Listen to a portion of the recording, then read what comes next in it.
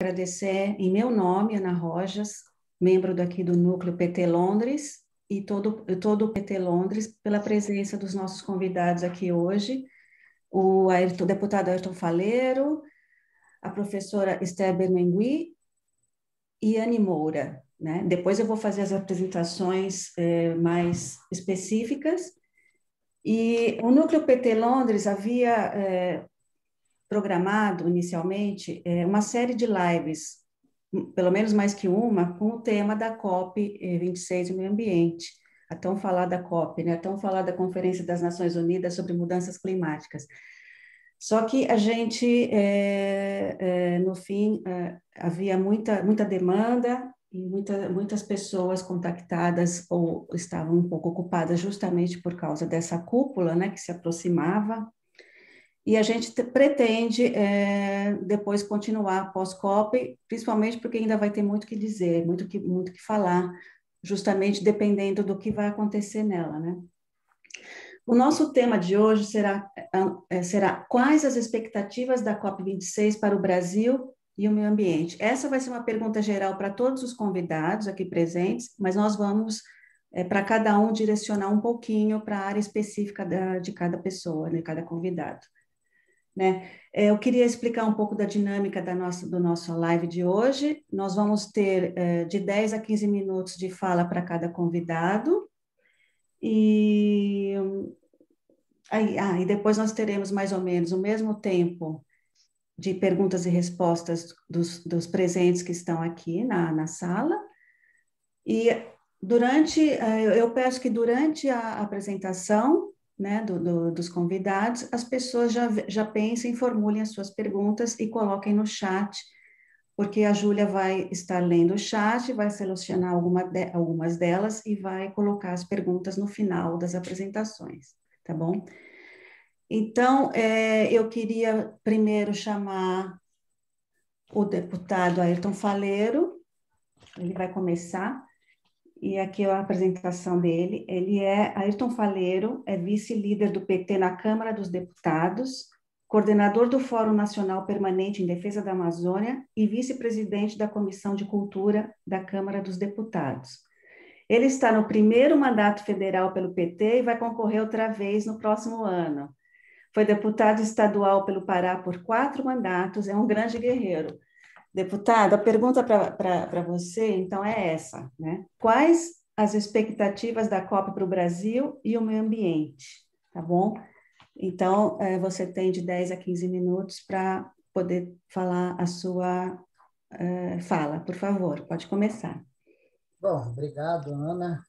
Cumprimentar e parabenizar o nosso núcleo aí do PT de Londres, que tem sido muito ativo na ação aí da conjuntura nacional e internacional.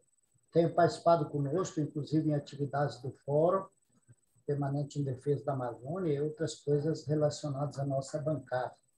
Mas um cumprimento especial para a Anne Moura, que é minha parceira aí de mobilizações e ações na Amazônia, uma grande mulher e uma grande militante. Eu acho que ela é pré-candidata também. Tomara que seja federal, que a gente esteja junto aqui. Depois tu explica se é estadual ou federal. E a Esther Bermengui também, que é uma pessoa lá do meu estado, que tem uma relação de produção intelectual, acadêmica, que tem nos ajudado muito, junto com um coletivo de companheiras e companheiros, nas formulações, inclusive para os programas de governo do Lula, né, da Dilma, da Amazônia. Nós tivemos uma reunião da bancada ontem com convidados e convidadas para discutir sobre a COP. Né? Primeira conclusão, antes de responder a pergunta, quero dar uma conjunturada na análise que nós fizemos em que cenário essa COP acontece, né? Essa conferência.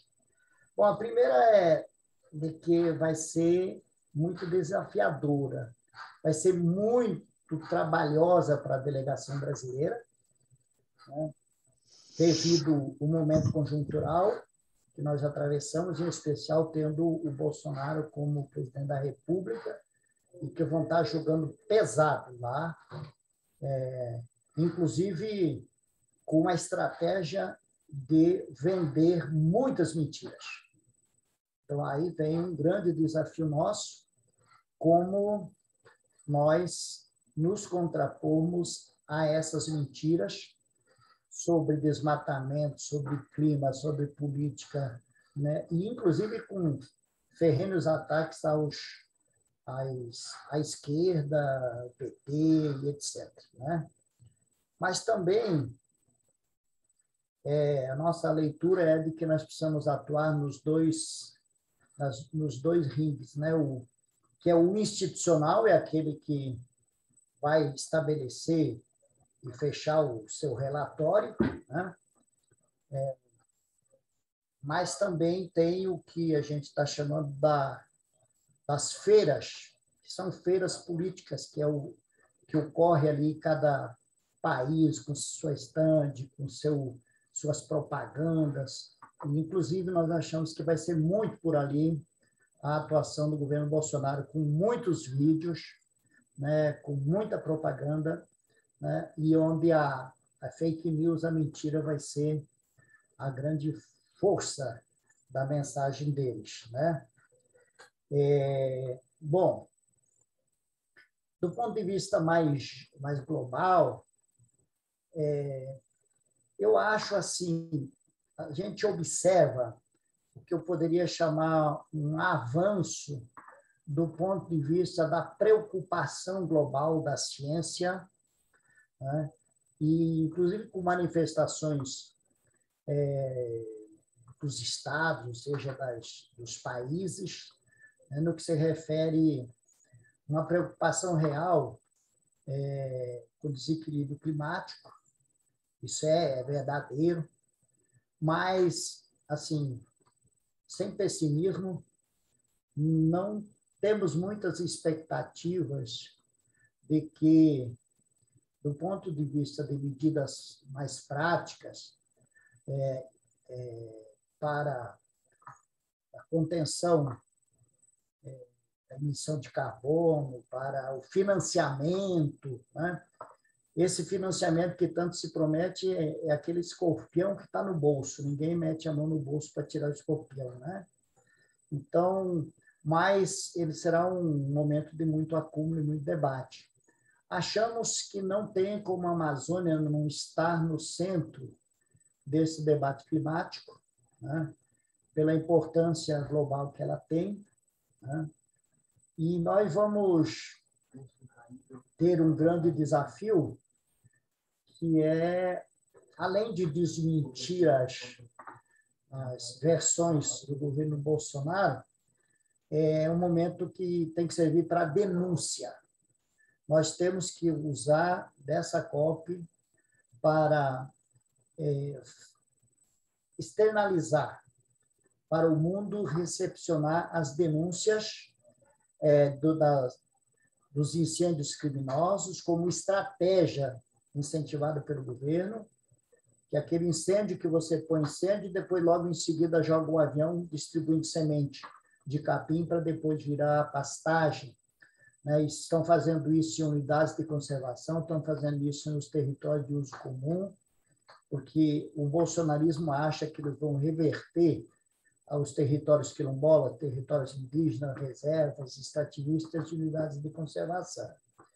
Também o aumento do desmatamento, né, que nesse período aí do Bolsonaro, se não me engano, a gente subiu em torno de 60%, né? Então é um negócio bastante grave, né? Mas também no que se refere aos direitos humanos e da sociedade, né? A violência contra os povos indígenas, as lideranças, né?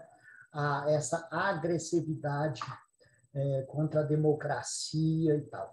Então, acho que nós temos que passar uma seguinte ideia, de que o Brasil é maior que o Bolsonaro, que esse governo é um governo pequeno, um governo passageiro, e que esse pesadelo tem que passar o mais rápido possível e que o Brasil vai se reencontrar, e nós sabemos que vai se reencontrar com a reeleição do presidente Lula. Nós temos que passar muito segurança também, né, para que a gente possa, então, ir dialogando com a opinião pública internacional sobre essa questão, né, o lugar do Brasil e o cenário de hoje, mas falando do cenário de amanhã.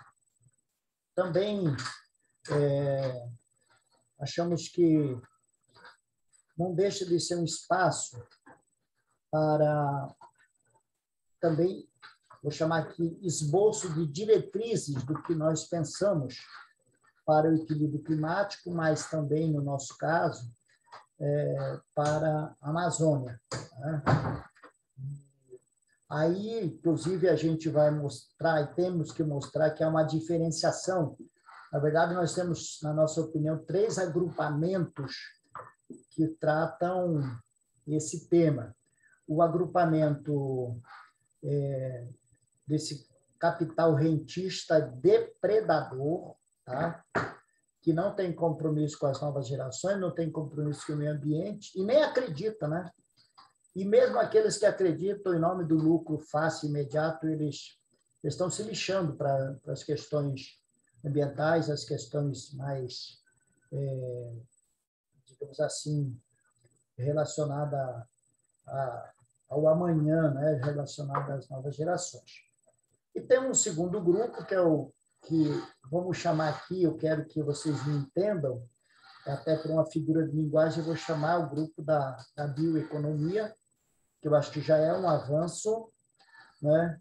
Mas com um sentimento muito forte de que essa bioeconomia ela está pensando mais no capital, uma proposta de solução para o meio ambiente, mas a partir mais empresarial, a partir de uma política mais,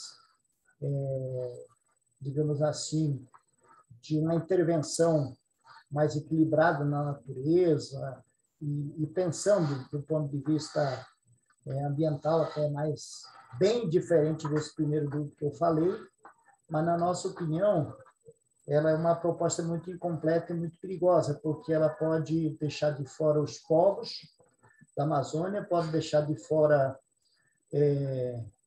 o social, pode deixar de fora, né, que nós achamos que vai muito, é muito contraditória essa proposta com o que propôs Chico Mendes, né, que considera essa soma e essa inter-relação, ou seja, uma relação harmônica entre populações que protegem a floresta, os rios, o meio ambiente, né?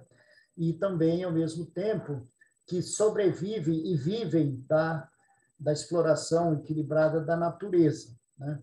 Então, nós não podemos pensar qualquer proposta que deixe de fora as populações indígenas, quilombolas, extrativistas, agricultores familiares, que ignorem as grandes massas hoje que temos, por exemplo, de pobreza nas zonas urbanas. Então, nós precisamos ter uma proposta que cuide de uma socioeconomia, que nós estamos chamando biosocioeconomia. Então, esse é o terceiro grupo. Foi muito simbólico o que aconteceu em Belém, no Pará, semana passada, em que, ao mesmo tempo, tivemos 2 grandes eventos. Um evento do Fórum Global sobre Bioeconomia e, ao lado, um contraponto de muitos movimentos sociais, né, ambientais e também políticos. Nós estávamos lá. Eu lembro Joênia, Jacques Wagner, com certeza outros colegas, né, dizendo, não, nós achamos que o caminho é a sociobioeconomia, né, a biosocioeconomia, e não essa bioeconomia que não inclua a sociedade, não inclua as pessoas, né, para essa proposta. Acho que meu tempo já esgotou, eu vou terminar aqui já praticamente fazendo um convite Eu saindo daqui, Anne, eu vou fazer uma reunião de trabalho agora do Fórum Permanente de Defesa da Amazônia, e eu acho que combina muito bem com o que vocês estão fazendo, eu já convido o núcleo. Nós, aqui, por exemplo, a bancada do PT até ontem estava praticamente zero para ir para a COP, porque o Arthur Lira não tinha autorizado ninguém.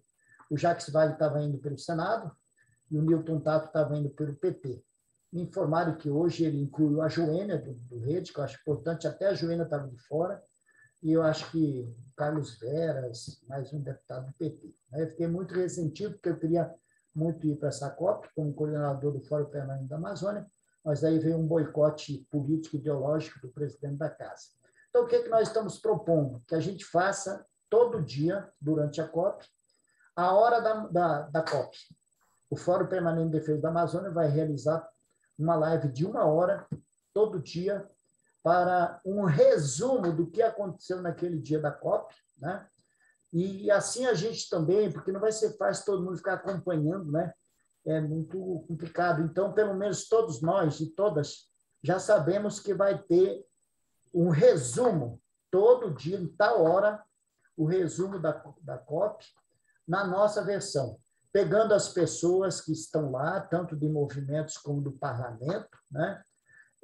E também os que estão aqui.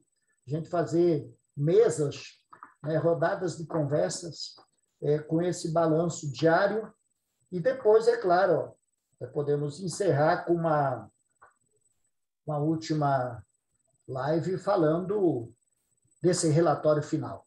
Então, isso pelo menos está no nosso planejamento aqui do Fórum Permanente de Defesa da Amazônia, que é uma forma de interagir com quem foi e com quem não foi, e prestar um serviço também de informação do que está ocorrendo. Por exemplo, se eu falo no primeiro dia, eu já sinalizo o que vai ser a pauta do segundo dia, né? E assim por diante. Então, eu fico por aqui, agradeço mais uma vez o convite e estamos à inteira disposição. Obrigado. Bom, obrigada, deputado Ayrton Faleiro. De fato, né, bem o que você disse, vai ter dois Brasis lá na COP26, né? O do negacionismo do Bolsonaro, né? Com aquelas mentiras, aquela maquiagem verde, parece que vai ter até uma instalação Brasil lá dentro, não sei o que seria isso, ainda estamos vendo o que vai de fato acontecer lá. E, de um lado, as lideranças indígenas, as ONGs, os cientistas, um pessoal, claro, não está sendo fácil para as pessoas irem à COP, né? Tanto representantes, como você acabou de falar, né? Eu vi também essa notícia que a Joênia Wapichana teria sido vetada, ou o financiamento não foi aceito, alguma coisa desse tipo, li agora. E, ao mesmo tempo que muitos países, né, da Pan-Amazônia, representantes da Pan-Amazônia, com esse problema do difícil acesso à COP, o problema da Covid, as visas, as quarentenas, tudo muito caro, né, pagamento de hotel para quarentena, Brasil saindo da lista e Bolívia 15 dias antes, sei lá, 20 dias antes das pessoas já começarem a estar realmente se programando, né? Porque muita gente no caminho foi desistindo, né? Porque era muito difícil com a quarentena e tudo mais. Então, realmente é uma coisa meio injusta, né? Porque o que se fala, o que se vai se discutir são os problemas, né? Da destruição, né? Das florestas, que também passa pela justiça social do sul global, e que esses representantes não estão indo em números suficientes, em voz suficiente, não é? E, em termos gerais, só para dar um pequeno parecer, também se fala, não só na visão do Brasil, como você colocou, em termos gerais, os especialistas veem a COP com bastante pessimismo, né? Porque desde do protocolo de Quioto, de 1997, que está se falando em redução de gases de efeito estufa, de emissões dos países mais poderosos, e que até agora, né, essa COP26 vai ser um pouco tentando uma última tentativa dos governos de alcançar o Acordo de Paris, né, que é o falado 1,5 graus o limite de 1,5 graus para as emissões de gás de efeito estufa, né? Porque os cientistas já falam, de acordo com um relatório que saiu recentemente das Nações Unidas, que se atingir além dessa temperatura, a gente vai chegar num ponto de não retorno e teremos uma catástrofe climática. Então, eu queria prosseguir e chamar a Anne Moura, né? A Anne Moura, para falar a seguir sobre a mesma pergunta, mas eu vou apresentá-la. A Anne Moura é secretária nacional de mulheres do PT. Ela cresceu na periferia de Manaus e se tornou, em 2013, a mais jovem secretária nacional de desenvolvimento econômico do partido, aos 26 anos. Ela atuou em conferências para a construção de lideranças femininas aptas a disputar a presidência de grêmios estudantis e centros acadêmicos, além da reivindicação por direitos indígenas, quilombolas e ambientais. Anne, muito obrigada de novo por estar conosco. E a pergunta para você é basicamente a mesma, né? As expectativas da COP para o Brasil, mas sob o ponto de vista dos direitos indígenas, quilombolas e ambientais. Você também tem em torno de 10 a 15 minutos para expor e agradeço que possa dar a sua opinião agora. Olá, Ana, quero te saudar todos os companheiros e companheiras PT de Londres. É importante trabalho que vocês fazem aí, a gente do lado daqui, vocês daí, e ter a oportunidade de fazer essa conexão, inclusive com as nossas lutas diárias, né? Saudar a querida Esther, uma grande companheira, minha parceira de luta, e o nosso deputado Ayrton Faleiro também, um grande companheiro, que eu aperreio muito. O Ayrton topa qualquer parada. Vamos organizar isso, o Ayrton está lá, assim, é um grande... E nós três somos da Amazônia, então todo o nosso olhar aqui, ele é o país inteiro, mas sempre com o recorte da Amazônia, porque é o nosso lugar, é o nosso território. É por isso que a gente trabalha com essa pauta e, além de todas as tarefas que a gente tem internamente no partido, a nossa missão número 1 ela é essa, defender o que a gente acredita a partir do nosso lugar. Então, acho que o Ayrton colocou aí, tem um desafio que é muito grande, que é essa perspectiva de ter o governo que a gente tem, um governo genocida, e, ao mesmo tempo que os países estão pensando como faz para reduzir os impactos, a gente tem um governo que ele acelera tudo de ruim que a gente possa imaginar no nosso país. Então, existem duas perspectivas muito claras que, em todos os lugares que ele vai, é diferente do que a gente enfrenta no país aqui, que é o que ele fala e a realidade que a gente convive e o impacto disso na vida das pessoas. Então, eu acho que esse é o grande desafio, é a gente conseguir que um setor que defende, que tem a luta social e todas as pessoas que defendem a pauta ambiental, essa emergência climática, possam ser ouvidas pelo resto do mundo, porque esse também é um dilema muito grande que a gente enfrenta e vai na contramão de tudo aquilo que está sendo construído. Eu confesso que eu sou uma pessoa com muita esperança, mas o nosso governo ele desestimula totalmente a gente ter esperança de que pode melhorar.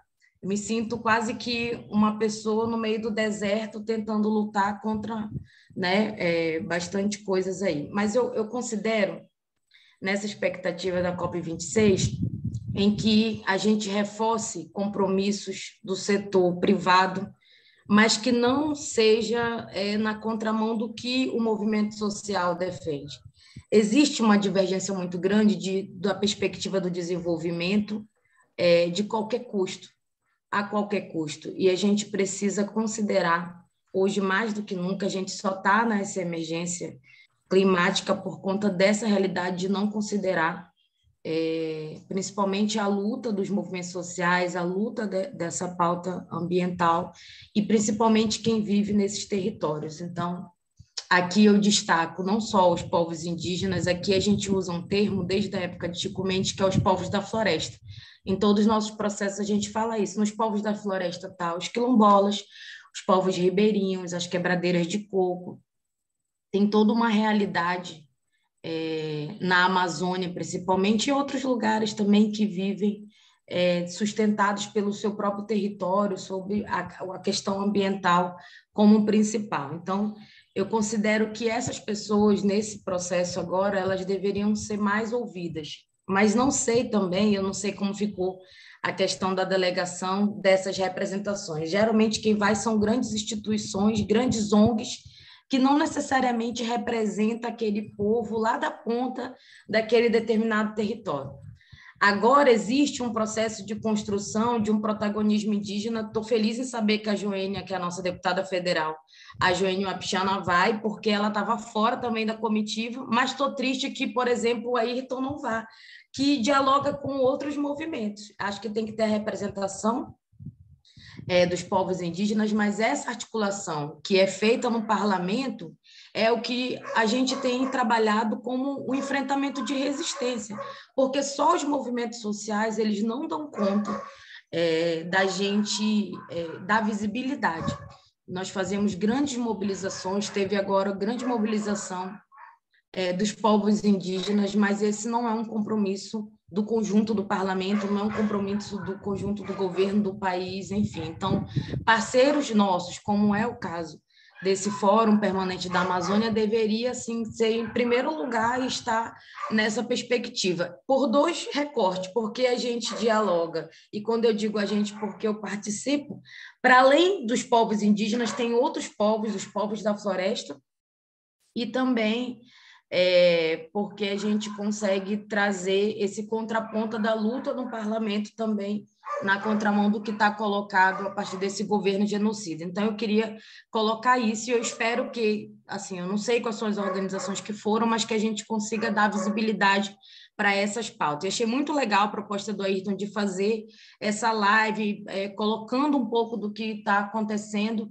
porque muita gente ainda no nosso país passa muito distante do que é essa COP26, do que está acontecendo e do compromisso que a gente deve ter. E aí, a reflexão que a gente tem é que de todos os desafios que estão sendo enfrentados, a desigualdade social que existe, ela é muito grande. Então, você conseguir dar prioridade para a gente debater a questão ambiental em detrimento à fome que tem aumentado todos os dias, é uma coisa muito difícil, é muito complicado. E conforme as regiões do país, o aumento da pobreza é muito grande. E isso tem a ver diretamente com a questão ambiental. São muitas cidades que não têm saneamento básico, são muitas cidades que não fazem o trabalho da coleta seletiva, são muitas cidades que não têm, o país não tem uma política ambiental de redução de absolutamente nada.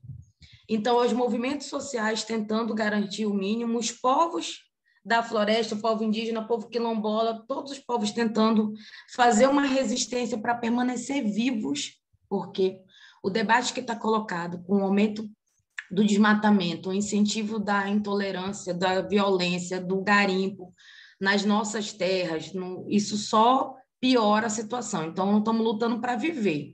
É claro que, consequentemente, defender o território que defende a questão ambiental, mas hoje a nossa luta dos povos da floresta é para permanecer vivo. Eu queria registrar isso aí, que eu considero muito grave. E essa questão da economia, que passa pelo setor privado, mas também tem que ser junto com os movimentos sociais. Nós não somos contra que gere economia, até porque a gente precisa disso enquanto país, mas a que custo e a que preço? Não pode ser a preço dos nossos territórios nem das nossas vidas. Então, queria reforçar um pouco sobre isso.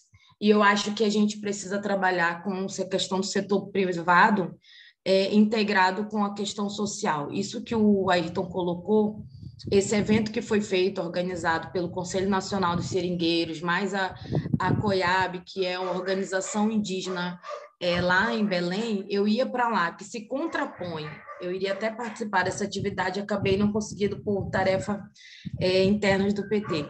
A perspectiva que se contrapõe ao desenvolvimento econômico a qualquer custo, sem levar em consideração essas organizações que estão historicamente defendendo seus territórios, defendendo uma outra forma de vida, uma outra forma de olhar para o meio ambiente, é uma contradição muito grande. Mas não só acontece, como tem grandes financiadores do nosso país, grandes empresários em que, para eles, quanto mais, melhor.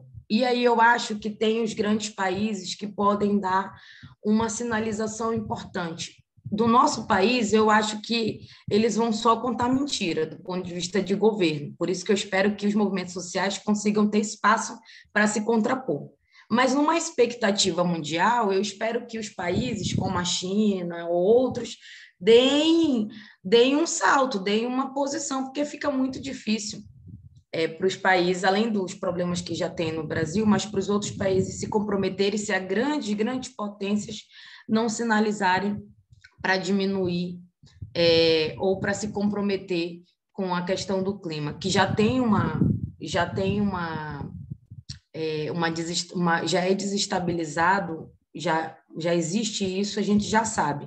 E compromissos e vários outros compromissos, como o de Paris, como outros, vão sendo assinados e reassinados. Então, eu também fico pensando assim, nós vamos fazer mais um e eu digo sempre que a questão de penalizar, de acompanhar isso deveria ser muito mais grave. Por isso que o papel dos movimentos sociais, de quem atua na área, deveria ser fundamental. Por fim, eu acho que desses compromissos de que poderiam, na COP, ter, do que poderia ser feito no nosso país, principalmente, a questão do desmatamento e as práticas da agropecuária, que são exatamente o contrário do que a gente está defendendo, né? Que são as principais emissões de carbono e que não tem nenhuma medida. E isso é o que é pior, é que não tem nenhuma medida para se combater isso. Ao longo desses últimos anos, desse governo, o aumento do desmatamento tem avançado mais também as ameaças e a violência nos territórios. Então, deste ponto de vista, também não tem nada do que se acrescentar. Teria que ter uma penalização. Eu acho que essa seria a única forma de garantir que os países se comprometessem, né? O daqui, infelizmente, não vejo esperança, mas nos demais acho que tem que fazer uma sinalização grande, tem que começar pelas grandes potências para que a gente consiga mudar a realidade. E para nós na Amazônia, aí tem um país e tem nós na Amazônia, que é um país dentro de outro país, pelo tamanho dos nossos territórios. Existe a desigualdade social no nosso país, mas na nossa região, quanto mais distante, mais se aprofunda. Como que essas pessoas vão viver? E quando você, a partir da exploração, contamina aquele território com a mineração, você acaba com as terras, incentiva a agropecuária de forma desordenada, só pela questão econômica, isso faz com que tenha um prejuízo da saúde mesmo para essas pessoas que vivem nesses territórios. Então, eu digo hoje que a nossa luta, e é o nosso compromisso também, ser dirigente do PT, ser militante e ser de um território, também faz com que a gente trabalhe em dobro para defender essas pessoas e defender aquilo que a gente acredita, mas principalmente para permanecer vivos. A todo momento, nos grandes meios de comunicação nossos, aparecem ameaças, tiroteios, os garimpeiros tentando invadir as terras. Nós estamos com uma iniciativa, inclusive, a Esther deve falar disso um pouco, nós vamos iniciar um processo de diálogo novamente sobre a questão da Amazônia, porque para a gente que conhece, para nós é um debate constante, mas para quem não é da Amazônia, a gente tem sempre que estar afirmando e colocando como protagonista desse processo. Então, acho que a expectativa que eu tenho, ainda que seja pouca, é que seja dado voz a essas organizações às lideranças indígenas, a esse povo que luta todos os dias para que a gente permaneça vivo e que diminua essa questão do clima, a questão ambiental, e que o impacto seja menor, mas sem um compromisso do Estado, sem um compromisso governamental, sem um compromisso do parlamento, dificilmente apenas os movimentos sociais terão condições de fazer isso. Agora, é acompanhar para ver. Eu espero só que não seja mais uma atualização de compromisso para as pessoas verem e depois continuar fazendo a mesma coisa, porque tem grandes empresas que estão nos nossos países que poderiam fazer muito mais e que não fazem. Então, acho que tem que ser um compromisso que incorpore o setor privado com essa responsabilidade social, ambiental, climática, e que tenha penalização, porque se não tiver, eu acho que não vai adiantar. Então, essa é a minha contribuição aqui. Obrigada. Obrigada, Anne. Com certeza, né? A COP, não sei se vocês todos sabem mais ou menos a dinâmica, ela é dividida em duas partes. A primeira semana é a COP oficial, né? Com os governos, né? Parlamentares e algumas organizações também. E a segunda parte é a Cúpula dos Povos, né? People Summit, que aí sim, organizações, movimentos sociais, cientistas, ativistas, do Reino Unido, do mundo, que vão conseguir chegar até ali. E o que eu estou, assim, o que o pessoal está comentando, o que a gente está achando, né? Pessoas que estão acompanhando um pouco mais, do ponto de vista também do ativismo das organizações, dos movimentos e das pessoas, né, interessadas, que é muita gente agora, os jovens, né, os Fridays for Future, Extinction Rebellion e outros grupos e pessoas que estão convergindo para lá, tanto em pessoa como online, porque ela vai ser, muitos eventos vai ser híbrido e virtual e presencial.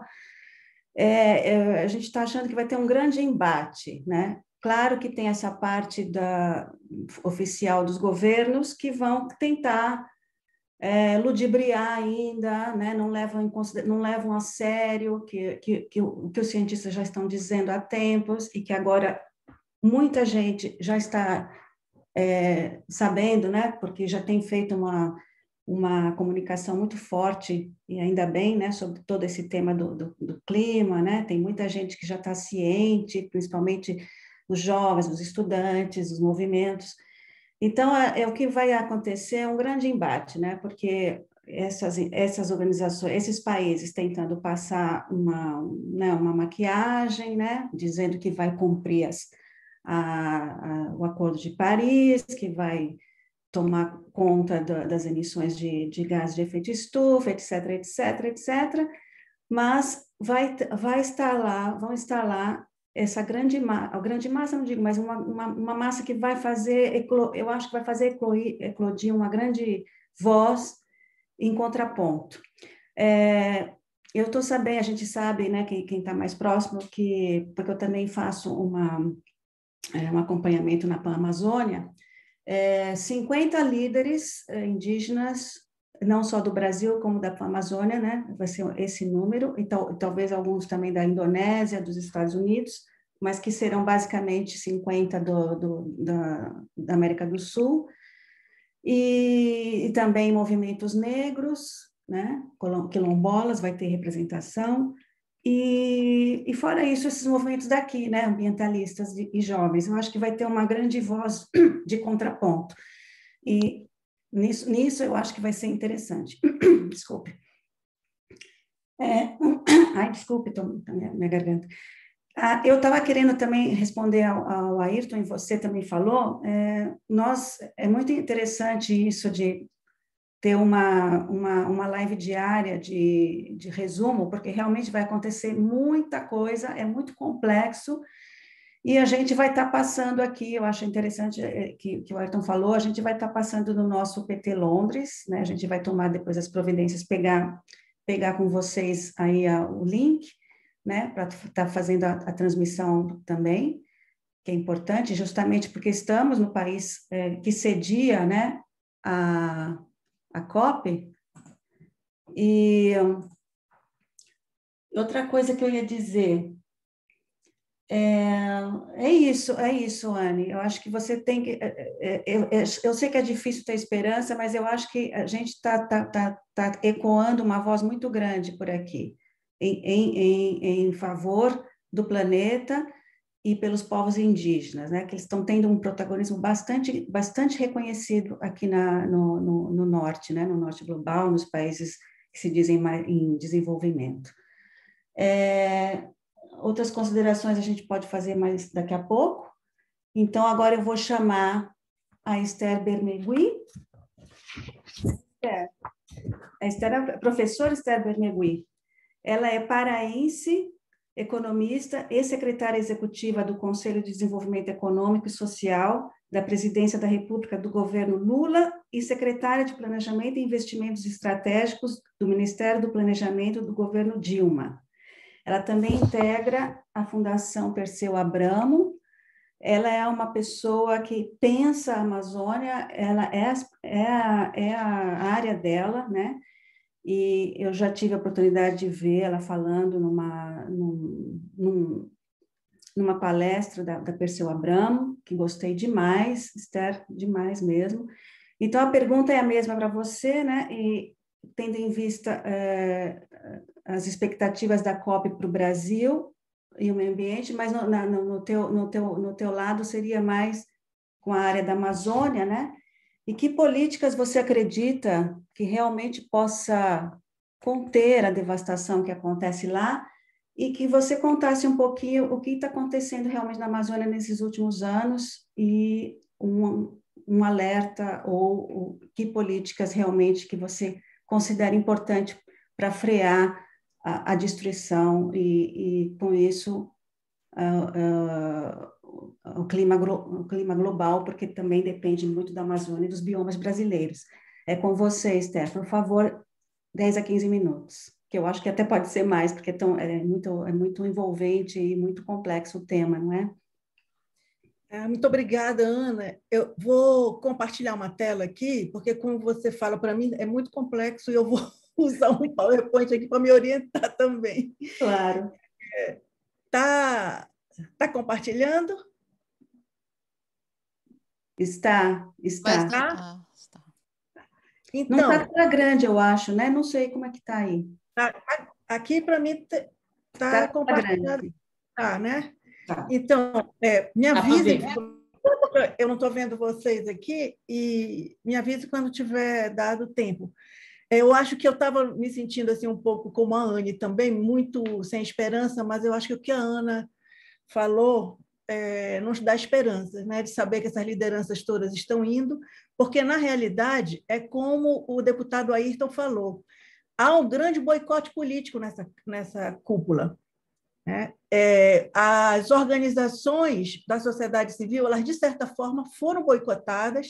A gente estava conversando isso aqui um pouco antes, pela rapidez com que essa cúpula foi decidida, que seria presencial, pelos problemas de quarentena, os problemas da Covid, né, que estão encarecendo muito o deslocamento para essa COP. Então, é um boicote geral. O que dá a impressão é que lá vão estar, aproveitando esse momento em que houve essa desmobilização geral, as corporações e alguns governos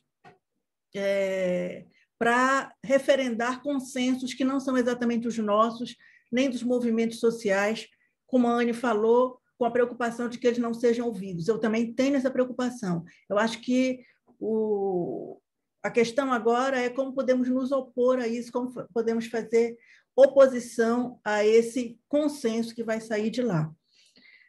E se pudermos evitar, evitaremos. Acho que seria isso. Primeiro, eu queria colocar algumas questões que eu acho que são importantes no reflexo que essas questões vão ter na COP26.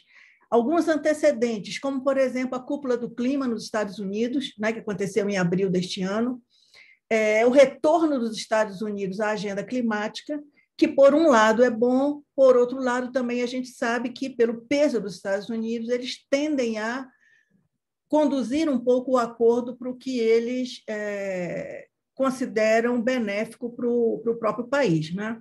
Mas, de qualquer maneira, houve um comprometimento de voltar, pelo menos, a participar das COPs e também voltar a contribuir com o Fundo Verde para o Clima, que estava bloqueado na época do Trump. Então, essa questão do financiamento é um dos pontos-chave dessa COP, principalmente a questão do fundo para ajudar os países subdesenvolvidos e mais pobres para enfrentar as mudanças climáticas. Então, eu vou falar um pouco disso mais à frente.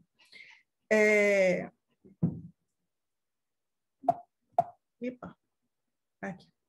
Uma outra questão, né, um outro antecedente importante é a própria divulgação do relatório do IPCC sobre as mudanças climáticas, dizendo isso um pouco que já foi falado aqui por todos, mas que essas mudanças são generalizadas, rápidas e intensas. 1,5 é a melhor estimativa, mas todo mundo já sabe que não vai ser atingido, probabilidade que se chegue a 2%, 2% a 2 graus centígrados, e as consequências disso são muito graves, né? Também já afetam todas as regiões do mundo. É indiscutível a responsabilidade humana, tornando os eventos extremos mais fortes e severos e mais frequentes. Então, isso é muito importante. Ou seja, o modo de produção nosso tem muita responsabilidade na velocidade com que a temperatura está crescendo e também na velocidade de emissões de CO2. A gente sente olhar as curvas, depois eu vou apresentar aqui, de crescimento de temperatura e de emissão, a gente percebe claramente que isso é pós-revolução industrial, então o modo de produção tem uma responsabilidade muito grande, o que torna tudo muito mais difícil, né? A gente sabe que a gente está num sistema onde a acumulação é central, então parar esse processo de acumulação para efetivamente enfrentar esses efeitos vai ser muito complexo. Outra questão também é que o IPCC diz que algumas dessas mudanças já são irreversíveis, então é pensar em como você pode se adaptar a isso, né? Então, aqui é aquela curva que eu falei, a curva de aquecimento global. Então, você vê claramente que, se fosse uma questão natural, seria essa aqui um gráfico do próprio IPCC. Se fosse só uma questão natural de evolução do clima na Terra, seria essa curva aqui embaixo. Como é devido à ação humana, principalmente pós-revolução industrial, a gente vê claramente essa curva aqui, abrindo, assim como a gente diz aqui no Brasil, uma boca de jacaré, né? E, então, esse relatório, esse último relatório, se ainda havia dúvidas sobre a responsabilidade da ação humana sobre o aumento de temperatura, esse relatório acabou com essas dúvidas. Ele trouxe várias evidências de que, efetivamente, a ação humana tem uma responsabilidade muito grande. E também o relatório do IPCC mostra aqui uma gravidade muito grande para aumento da temperatura na Amazônia, tá? Então, a América Central e a Amazônia serão fortemente atingidas pelo que se chama de seca agrícola, que já é uma realidade no Chile e que em breve será uma realidade na Amazônia, se as temperaturas continuarem aumentando da forma como está prevista no relatório. Então, aqui do lado direito, esse gráfico mostra a perda de umidade da região amazônica, né, na medida em que vai aumentando a temperatura. Então, se você tivesse 1,5 graus centígrados de aumento da temperatura em relação ao pré-revolução industrial, nós já teríamos uma redução de umidade na região. Se você chegar a 2, a redução é muito maior, e se você chegar a 4, é praticamente fatal para a Amazônia. A redução da umidade da Amazônia, a gente sabe que compromete toda a América do Sul, recebe a umidade da Amazônia, tem aqueles famosos rios voadores, né, que são importantes não só para o Brasil, mas como para toda a América do Sul. Um outro antecedente, além da cúpula dos Estados Unidos e esse que eu mostrei agora para vocês do relatório do IPCC, é a cúpula de sistemas alimentares, que aconteceu agora em setembro de 2021. Essa cúpula também ela é muito preocupante, né? Há uma manifestação, inclusive, da Via Campesina sobre o que aconteceu. Antes, essas cúpulas eram chamadas a partir de um acordo entre governos membros, né? E com muitos fóruns paralelos e autônomos da sociedade civil. Hoje, a decisão da cúpula foi tomada pelo secretário-geral da ONU em resposta a um pedido do Fórum Econômico Mundial. A gente vê aqui já uma entrada das grandes corporações com muitos interesses sobre como se apropriar desses sistemas alimentares, tirando, inclusive, o protagonismo da sociedade civil desse espaço. Então, isso aqui é muito importante, principalmente diante do que a Anne estava falando. A fome é uma realidade não só no Brasil, como no mundo todo. Então, isso aqui vai comprometer ainda mais o acesso à alimentação, principalmente a alimentação saudável. A tendência é que essas grandes corporações se apropriem desse processo. Um outro antecedente também importante para essa cúpula foi a 15ª Conferência sobre Biodiversidade, que aconteceu em Kunming, na China, em outubro agora de 2021. Aconteceu a primeira parte, a segunda parte vai acontecer em abril. Tá? E nessa primeira parte da conferência, a China anunciou o lançamento de um fundo de 232 milhões de dólares.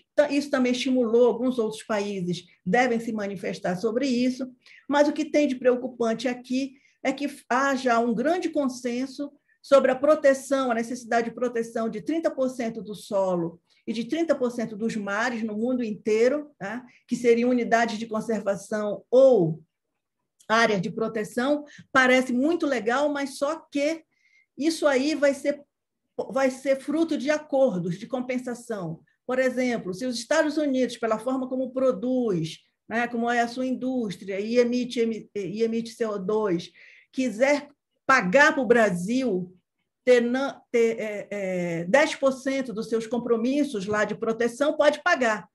Ou seja, nós vamos ter aí um contraste maior ainda entre os países que podem efetivamente suprir as necessidades sociais, né, dos seus cidadãos e aqueles que não vão poder mesmo, que vão ficar como aqueles que serão pagos e não se sabe exatamente como, nem com que critérios, para manter essas áreas de proteção. Então, isso aqui, inclusive, pode comprometer a soberania, principalmente dos países que ainda têm grandes áreas florestais e protegidas como os nossos, né? Agora, chegando aqui na COP, tendo em consideração que esses antecedentes todos vão impactar as decisões aqui, com certeza, tá? Nós temos que uma questão importante que significa um grande desafio, além dos que já foram colocados aqui, é que eles pretendem consolidar aí um regime de governança climática internacional. Tá? Mais uma vez, a gente sabe que o poder não é bem distribuído internacionalmente, então isso pode significar também problemas para a nossa soberania, e também pretende definir esses mecanismos de mercado, criado para a redução de emissões de gases do efeito estufa, né? Os pagamentos por serviços ambientais. Então, embora o Acordo de Paris não fale sobre a questão do mercado de carbono, todo mundo aí, as grandes corporações, os grandes negociadores dos países centrais, querem entender isso como uma abertura para a negociação dos mercados de carbono e pagamentos de serviços ambientais, que a gente vai ter pouco controle sobre isso, e que o governo Bolsonaro tem manifestado várias vezes a sua intenção de acordar sobre isso também. E a gente sabe que, além dessa polêmica sobre o mercado de carbono, tem uma outra questão que o Brasil sempre foi, né, contrário, que é a introdução das florestas e dos ecossistemas de agricultura nesses mecanismos de mercado. A diplomacia brasileira sempre foi contrária a isso, especialmente no nosso governo, mas isso está sendo colocado como uma possibilidade agora. Se depender do Bolsonaro, tenho certeza que ele vai ajudar até a aprovar, porque vários programas dele já estão indo nesse sentido. Não se avançou no consenso sobre as responsabilidades comuns, porém diferenciadas. A China vem cobrando isso. Não é possível só negociar com os países que emitem hoje. Tudo bem, o Brasil emite muito, já é o 7º, eu acho, em termos de emissões, os Estados Unidos e a China, mas acontece que nós temos que nos basear em emissões históricas. Está claro que o processo começa na Revolução Industrial. Quem se beneficiou desse processo de Revolução Industrial? Então, a gente tem que raciocinar, tem que insistir nisso, que as responsabilidades são comuns, mas são diferenciadas. Os países centrais têm que pagar mais, têm que colocar mais recursos para que as mudanças climáticas possam ser enfrentadas em todo o mundo, né? Continua pendente a questão do financiamento, essa questão aqui, que é a questão que tem que centralizar as nossas atenções. Esses 100 bilhões que estavam prometidos desde 2009, acho que a Ana já falou e também acho que o deputado falou, esses 100 bilhões para os países subdesenvolvidos e pobres enfrentarem as mudanças climáticas, eles hoje têm no máximo 80 bilhões aí disponíveis, mas os países estimam, na realidade eu tinha colocado aqui, que foi o que se falou na cúpula dos Estados Unidos, que eram necessários 200 bilhões, mas as estimativas atuais já dão conta de que são necessários 500 bilhões para os países mais pobres e subdesenvolvidos enfrentarem essas mudanças climáticas. O presidente da cúpula, da COP, já fala que o consenso vai ser mais difícil do que foi no Acordo de Paris, então vai ser muito complexa essa COP, como também já foi anunciado aqui. As organizações pediam um adiamento, né, da COP, mas isso não foi conseguido, então já falamos aqui também sobre todas as questões, os problemas que essas organizações estão enfrentando para participar da COP, os programas que eu me referi do Bolsonaro e que vão nessa perspectiva de adotar mecanismo de mercado para, supostamente, enfrentar as mudanças climáticas, é o programa Adote um Parque, onde ele instituiu, por decreto, na entrega de 15% do território da Amazônia para empresas tomarem conta, né, desses parques, que são unidades de conservação no Brasil e na Amazônia, e o Carrefour é o primeiro aí que já está com... E vários outros, já tem, acho que pelo menos uns 7 parques nossos já entregues à gestão privada. Isso é bem complexo, porque permite pesquisa sobre a biodiversidade sem controle do Estado, permite monitoramento dessas áreas e digitalização também dessas terras. É bem complexo esse processo, e isso está sendo feito sem nenhum tipo de regulação, sem controle social e sem controle governamental. E o Floresta Mais Carbono também, que já prevê a geração de créditos de carbono por meio da conservação e recuperação da vegetação. Então, da nossa Política Nacional do Clima, que é de 2009, que nós tínhamos uma expectativa do desmatamento máximo de 3.925 quilômetros quadrados até o ano de 2020, na realidade, em 2020, foram 3 vezes, mais do que 3 vezes esse valor, né, como a gente pode ver aqui, e o ano de 2020 bateu o recorde nessa série aqui, onde começa o desmatamento desde 2005, começa o controle do desmatamento, e também a de 2021 já se estima que será o segundo maior dessa série. As emissões de efeito estufa no Brasil, eles são devidos principalmente ao uso da terra e agropecuária, diferente dos outros países que se fala muito em transição energética, porque são países extremamente industrializados e as emissões fósseis, né, são as mais importantes. Mas no Brasil, 70% é o uso da terra. Então, aqui nós temos um problema sério, porque o nosso modelo agrícola ele é baseado no latifúndio, na monocultura, né, com o uso extensivo de fertilizantes e agrotóxicos. Então, tudo isso é um complicador adicional para o Brasil, e sabe-se também que essa COP, diferente das outras, onde o uso da terra, por todas essas questões que eu falei, né, que isso não é o principal problema dos países centrais, o uso da terra não era um tema em discussão, mas porque as corporações hoje estão de olho num processo de controle da agropecuária e da terra muito forte, a terra, o uso da terra vai ser um tema emergente nessa COP, vai ser um tema muito importante nessa COP.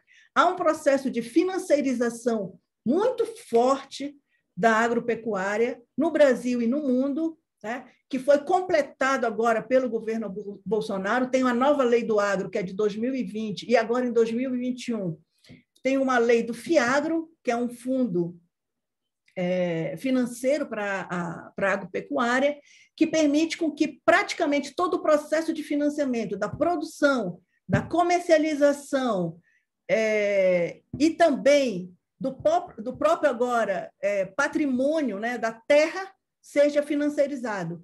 Então, essa última legislação ela permite que você coloque a propriedade fundiária rural também, esses títulos que são garantidores de empréstimos, em geral, bancários para o setor agropecuário, esse título agora ele pode circular, ele pode ter seu valor expresso em moeda estrangeira, e qualquer estrangeiro que tenha esse título e que esse título não seja recuperado, né, pelo proprietário original, de alguma forma ele não possa pagar os dividendos e tal com os quais se comprometeu, esse detentor desse título, que seja estrangeiro, pode se apropriar da propriedade fundiária rural. Então, para o Brasil, essa situação está bastante complicada e, como o deputado Ayrton falou, sem que nós vejamos aqui uma possibilidade de que esse governo possa enfrentar isso, e a nossa esperança é que realmente, acho que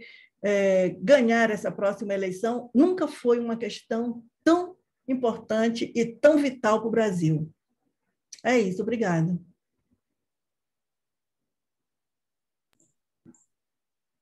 Obrigada, Esther.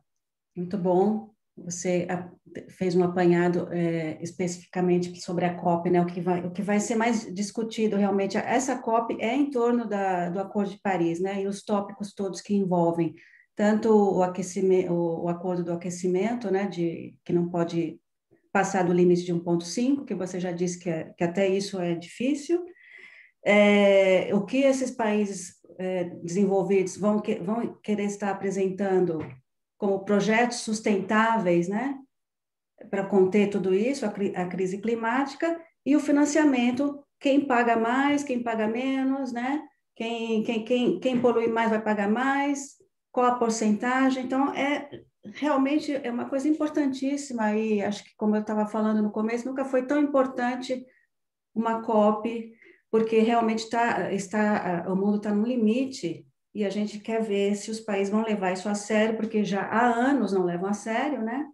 Se eles realmente vão levar a sério, e por isso que é tão importante ter as vozes do sul global, dos povos indígenas, dos povos da floresta, que vão estar lá fazendo esse contraponto, não é? Eu acredito que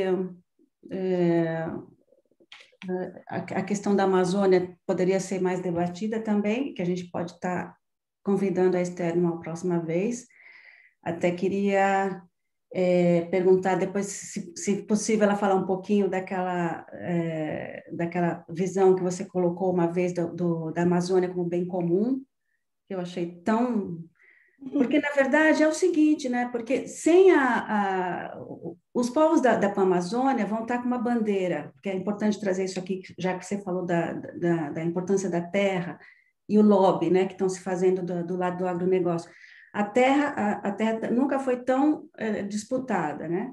E a Amazônia, né, está lá nesse meio. E os povos as organizações da Panamazônia, os povos indígenas vão estar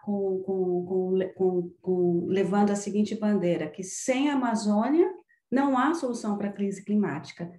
E os povos indígenas do Brasil vão estar falando muito a ideia dos territórios demarcados, que também os territórios demarcados são importantíssimos para o ponto final, que é a crise climática, né? É muito importante isso que você falou, Esther. E, assim, como curiosidade, né? Porque parece que no dia dos chefes de Estado, né? Bom, já foi anunciado que Putin e o chinês não iam estar, não sei se isso ainda procede, mas que o Bolsonaro também agora já anunciou, saiu numa coluna hoje do Jamil Chad, que ele anunciou que ele não vai estar nesse dia, da reunião dos chefes de Estado para abertura, ele vai estar lá na Itália com seus pares lá, fazendo um evento militar. Então, essa é uma novidade que apareceu hoje, Esther.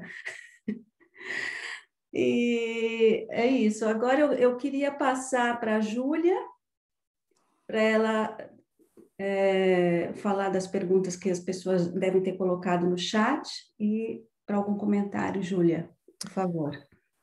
Olá, eu já tinha dito olá para Esther, deputado Ayrton Faleiro, muito bom ter você conosco aqui, Anne Moura também. Eu sou Júlia, coordenadora do Núcleo de Londres.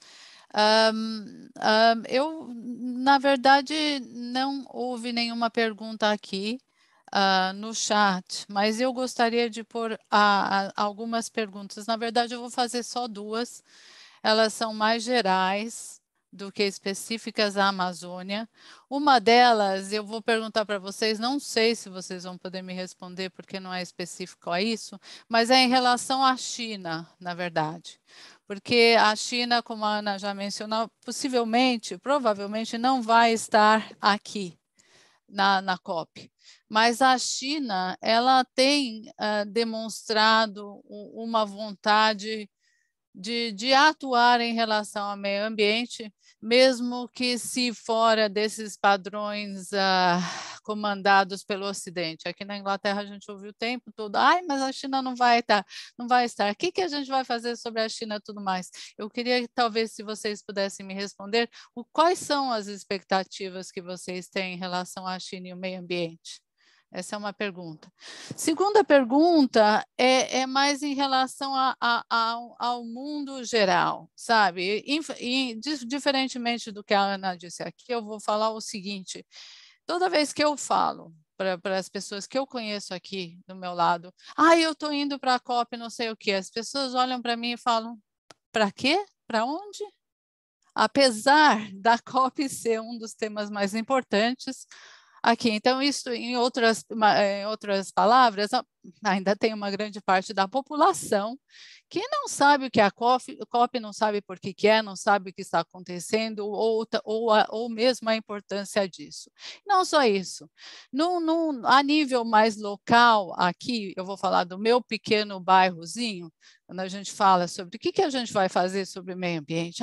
Vamos mudar a nossa maneira de utilizar carros, por exemplo, que seria a nossa maneira de contribuir aqui na cidade.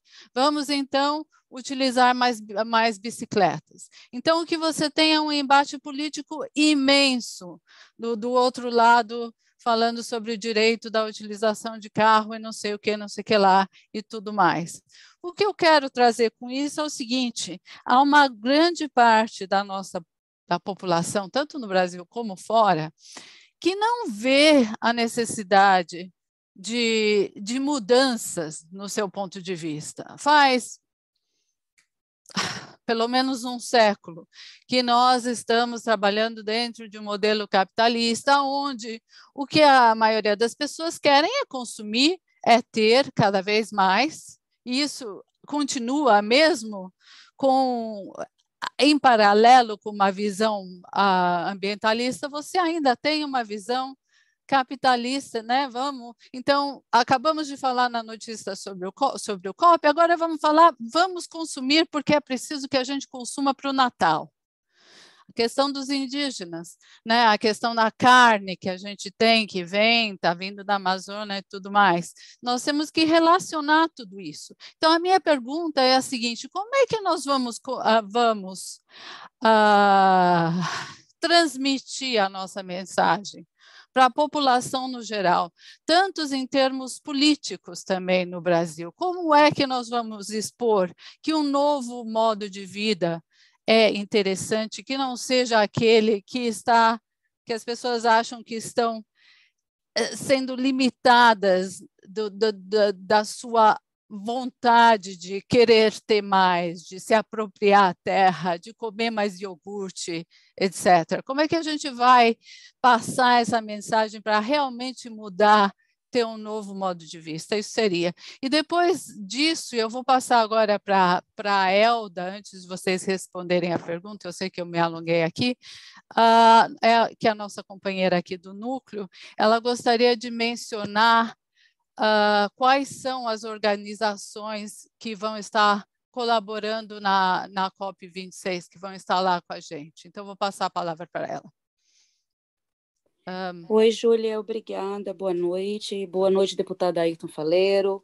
Boa noite, Ana Moura. Boa noite, Ana, Júlia, demais companheiros e professora Esther Albuquerque. Obrigada pela presença de vocês. Infelizmente, eu não posso estar com a câmera aberta, porque eu estou numa outra reunião paralela ao mesmo tempo com algumas organizações no Brasil. Então, para responder a Ana Moura, que ela comentou por não saber quais as organizações que estariam vindo, além das representantes indígenas, e que seria muito importante que os povos ribeirinhos, os povos da terra e outras organizações também estivessem presentes na COP26 este ano. Eu estou colaborando com algumas organizações, vou estar presente lá em Glasgow, também participando, e essas organizações a gente tem colaborado organizando agendas para eles lá, ajudando com tradução e uma série de outras colaborações. Mas nós vamos ter uma participação muito grande, uma representação muito grande este ano da CONAC. Então, nós vamos ter quilombolas representando lá de vários quilombos de vários estados do Brasil. Então, vai ser uma delegação bem representativa este ano que nós vamos ter. Vamos ter também da Coalizão Negra, também, que vai estar presente. Vamos ter várias organizações que vão estar representando também e que fazem parte da Coalizão Negra, que vão estar também nessa COP26. Vamos ter também a Perifa Connection, que também é outra organização que representa os povos de rua, né?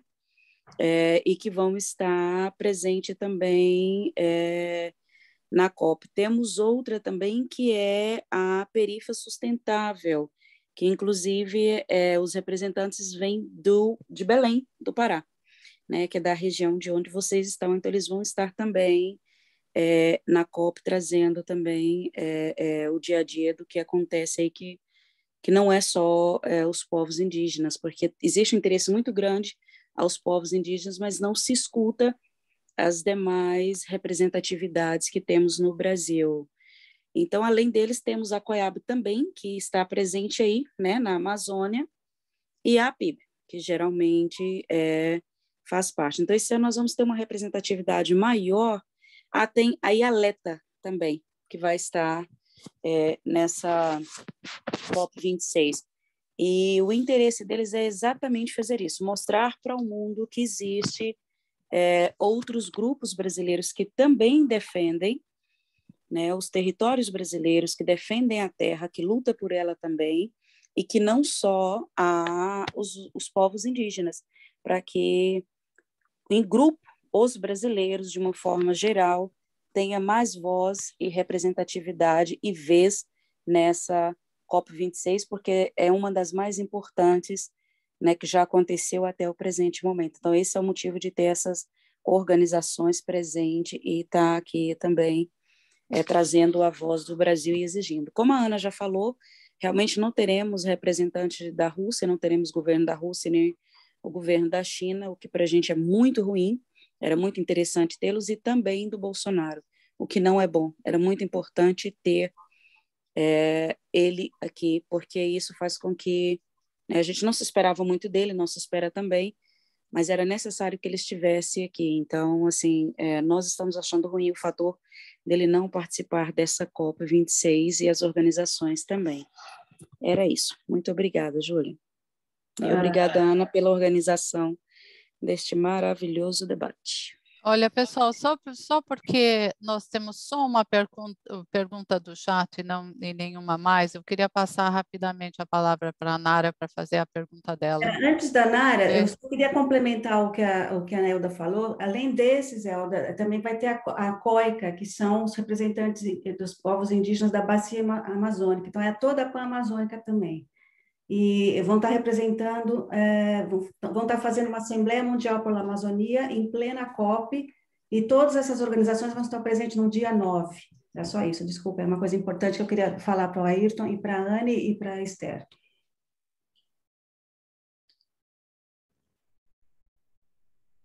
Boa tarde a todos. Eu gostaria de cumprimentar os convidados que eu não tinha cumprimentado antes.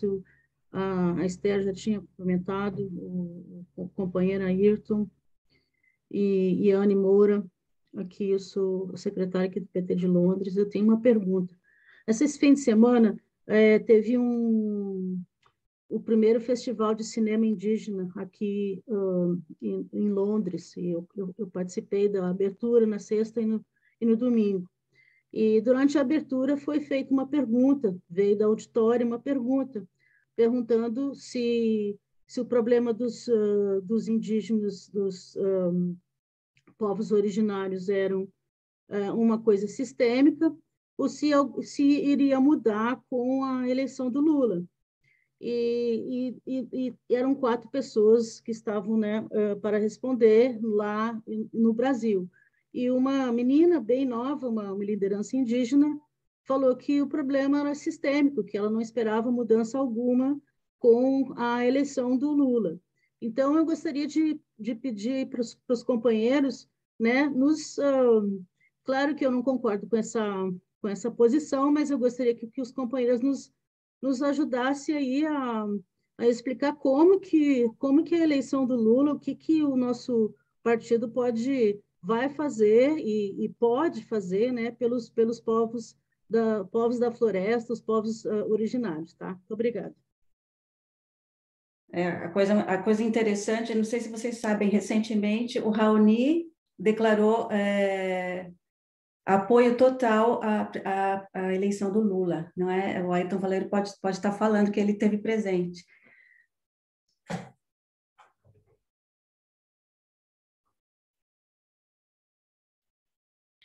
Teu microfone.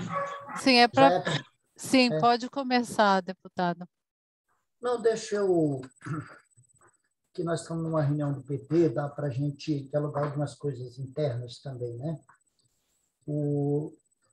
Para nós chegarmos a esse ponto do Raoni declarar apoio ao Lula, foi um trabalho longo, inclusive nós do Fórum Permanente de Defesa da Amazônia e a Frente Parlamentar Indígena que nós participamos, e dentro da bancada do PT, essa parte indígena acabou ficando muito para mim cuidar, apesar da minha cor de pele branca, o cacique branco, né?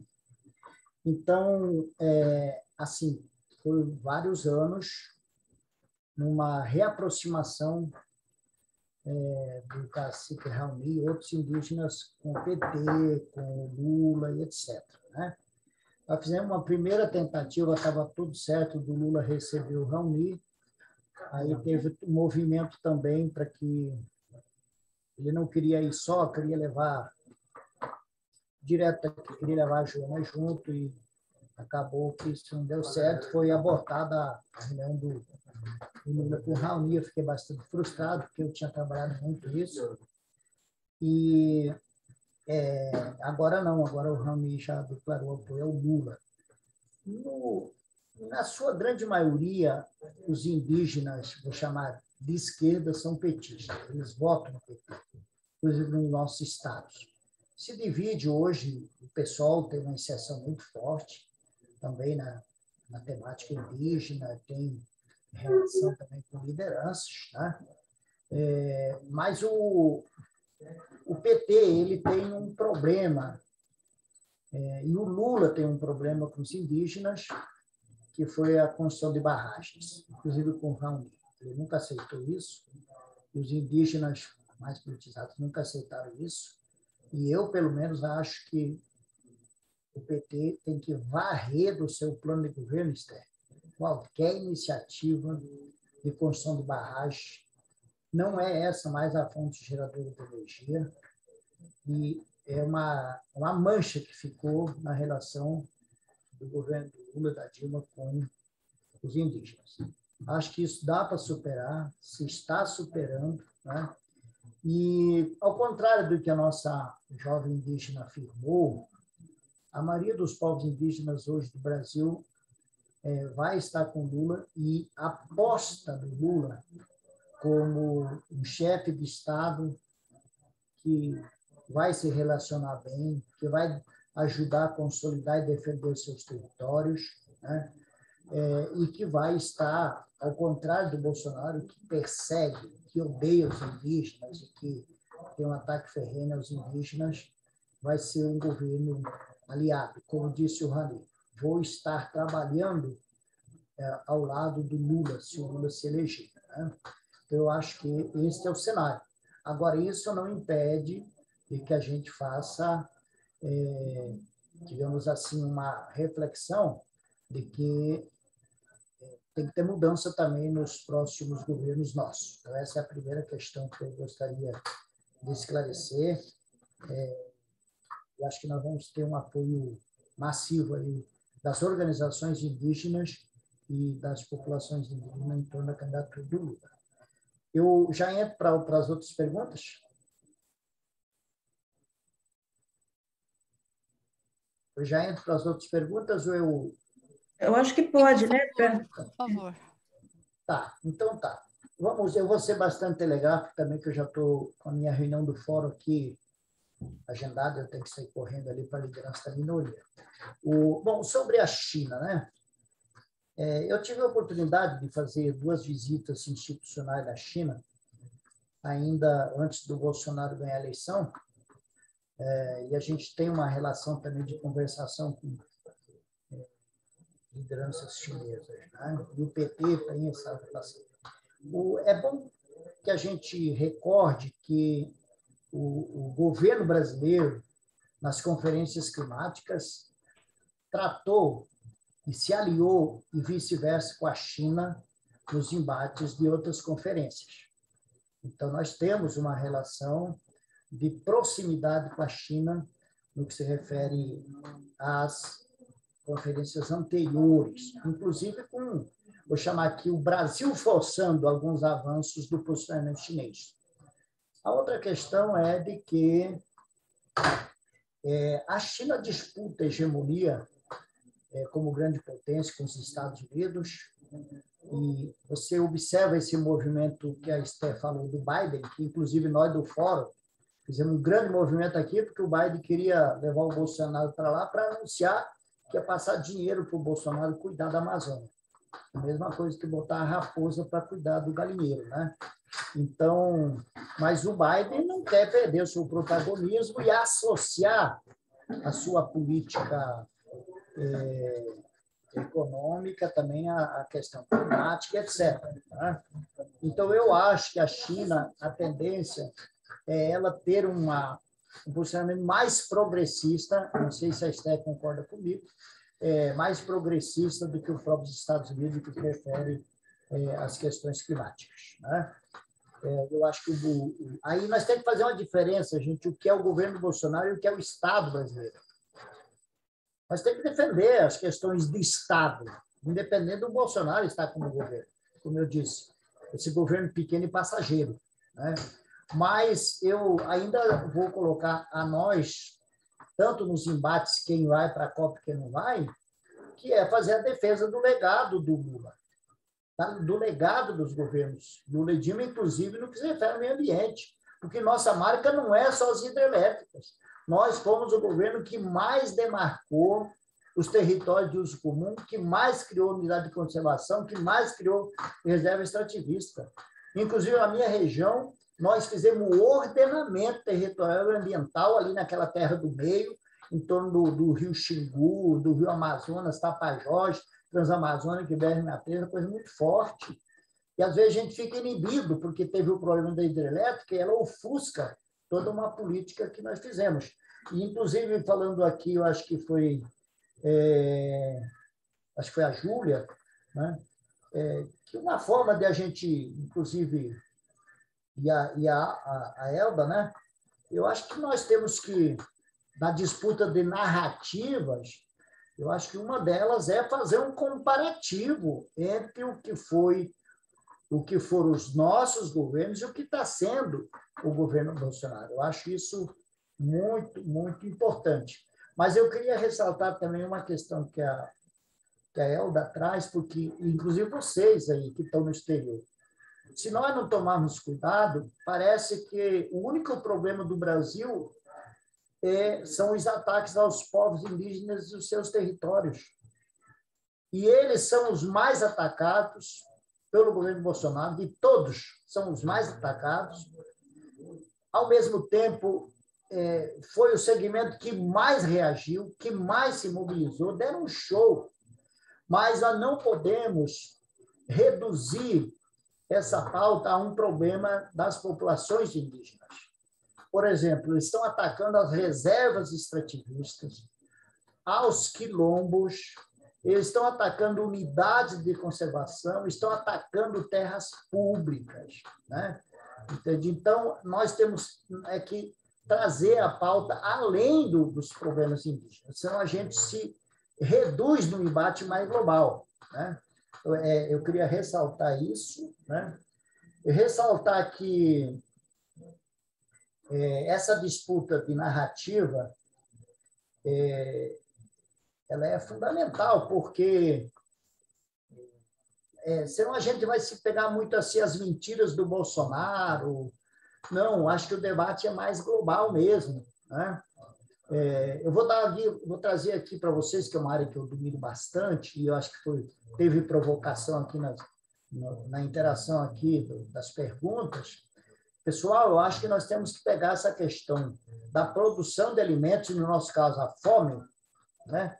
Mas tem países que não passam o que nós passamos, que ao mesmo tempo somos o grande produtor de alimentos e temos milhões de pessoas passando fome, né? Aqui saiu uma cena muito forte, o Mato Grosso é o que mais produz gado e as maiores filas atrás de osso está no estado de Mato Grosso, né? Mas talvez o mundo não se volte muito para essa questão da fome, a não ser a FAO, não sei se quem está mais ligado a essa questão, mas se volte mais para o processo de produção de alimentos. Os mercados consumidores estão em ampliação. E, por sua vez, a busca da ocupação da terra ela aumentou. E aqui na Amazônia ainda é vista pelo capital predador e as commodities de produção de alimentos, né, e também o agronegócio, como uma fronteira aberta a ser ocupada. E essa fronteira aberta é para derrubar a floresta, plantar grãos aos moldes convencionais do uso de agrotóxico que vai envenenar as águas, o solo, e que vai oferecer esses produtos não saudáveis aos consumidores. Então, eu diria assim, essa pauta dos alimentos associada à disputa e à ocupação dos territórios, ela é uma pauta muito importante, inclusive, para discutir o financiamento. Eu tenho defendido, por exemplo, que a gente trabalhe as populações, o agricultor familiar, o extrativista, as populações da Amazônia, por exemplo, mas isso vale para o Brasil, que tem compatibilidade em produzir, se relacionando melhor com o meio ambiente, para ocupar esses mercados de fornecimento de alimentos saudáveis, né? E também para a disputa dos territórios, porque se nós jogarmos esses territórios para a produção do chamado agronegócio, nesses moldes convencionais, vai ser um desastre ambiental, né? Mas os mercados, aí eu vou chamar aqui atenção nessa história da narrativa, e eu concordo com a Júlia. Gente, sinceramente, nós precisamos ter uma ação, porque a Amazônia tem um impacto global, então tem que ter uma reação global também em defesa da Amazônia, e nós, brasileiros, e mesmo os outros países que compõem o território do bioma amazônico, a gente não dá conta sozinho desse enfrentamento. Então, é preciso as articulações globais, articulações internacionais, e o capital só escuta uma coisa, quando ele ouve pelo bolso. Então, não vamos convencer esse capital predador. Esse capital predador ele vai mudar de comportamento forçado por perda de contratos, forçado pela pressão internacional, né? Então, eu diria, esse embate vai muito além da COP. É um debate que vai perpassar a COP, né? E a Esté está junto com outra equipe aí, coordenando nossa proposição de plano de governo para o presidente Lula. Nós precisamos continuar avançando nessa formatação também da resistência, mas, ao mesmo tempo, de uma proposição, mas com uma articulação global, né? Então, eu encerro aqui pedindo a vocês também que se integrem conosco aí no fórum, nessa hora da COP que a gente vai organizar, para que possamos ter esse resumo e, assim, a gente fazer uma interação com quem está na COP e com quem não está na COP. Obrigado aí pelo convite.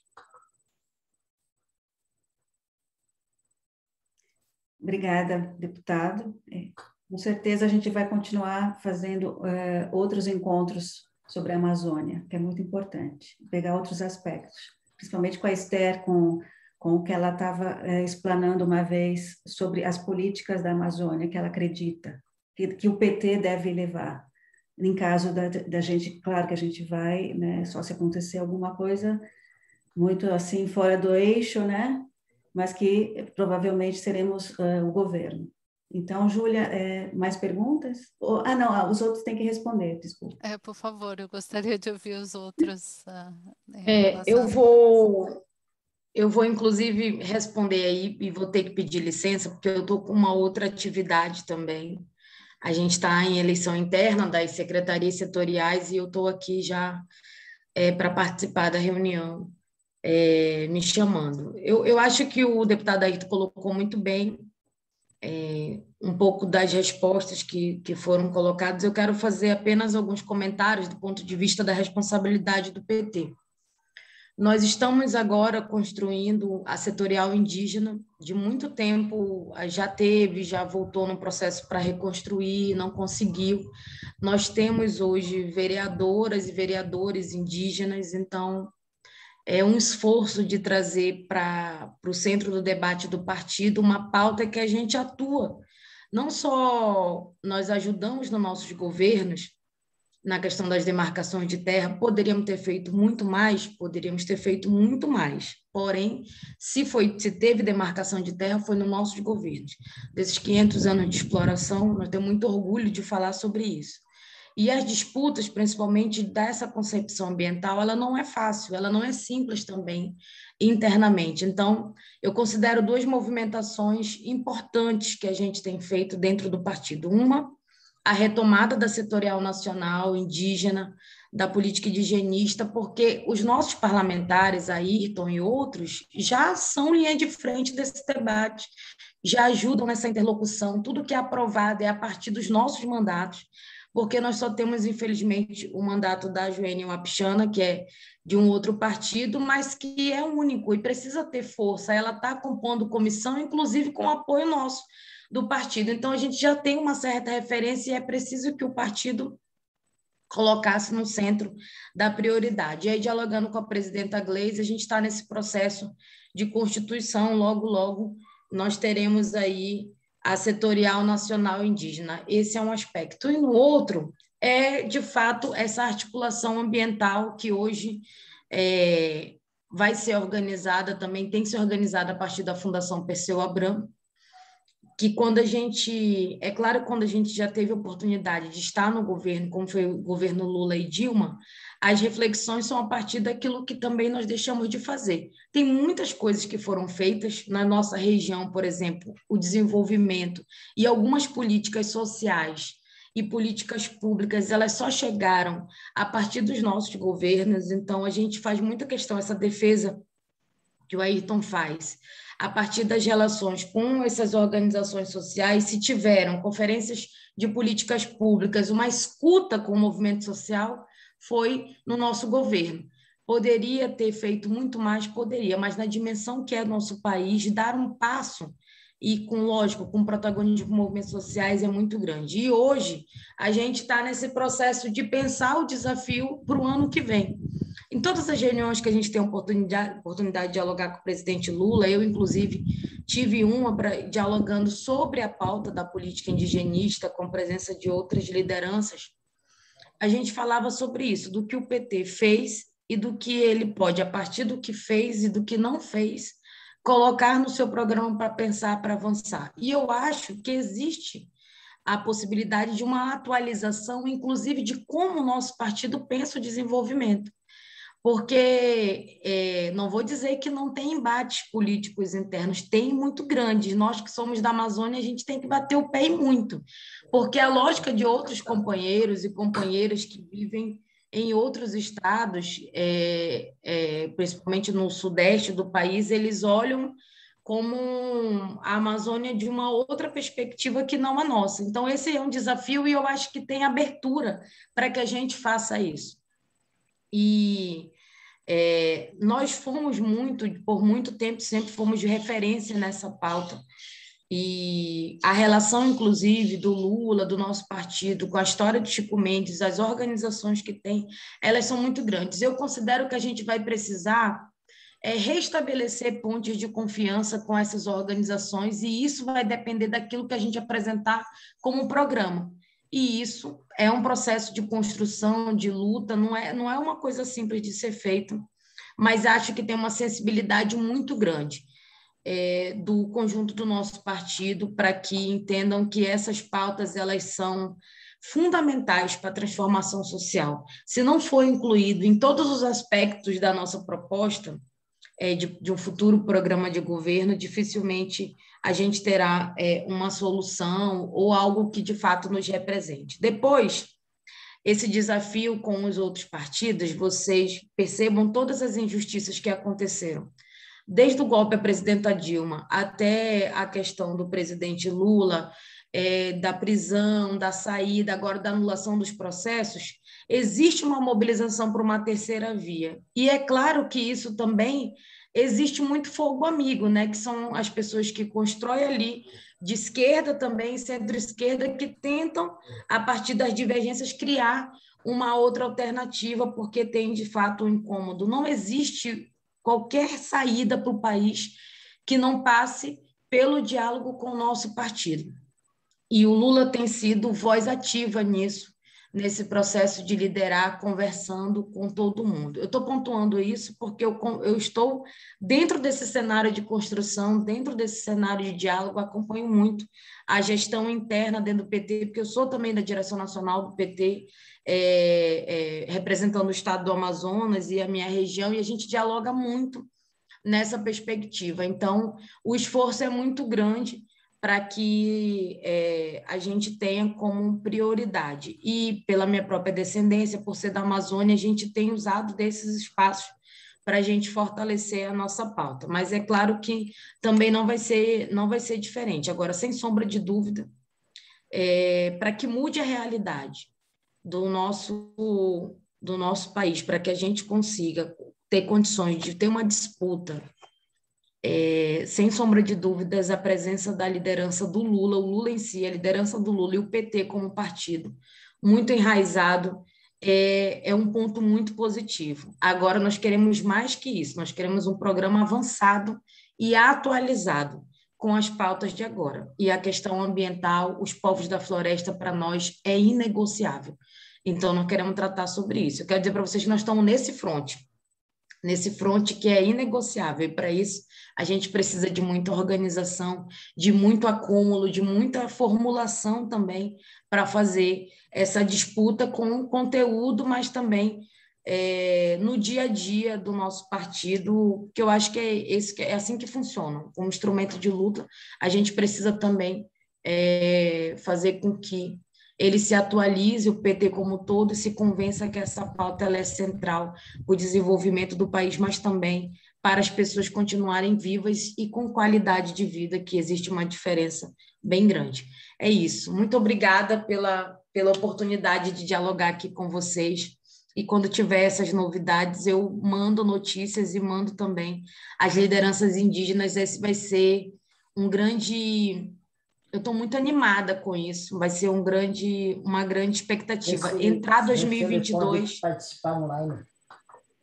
com a secretaria, com a Setorial Nacional Indígena, é um grande avanço para o nosso partido. Obrigada.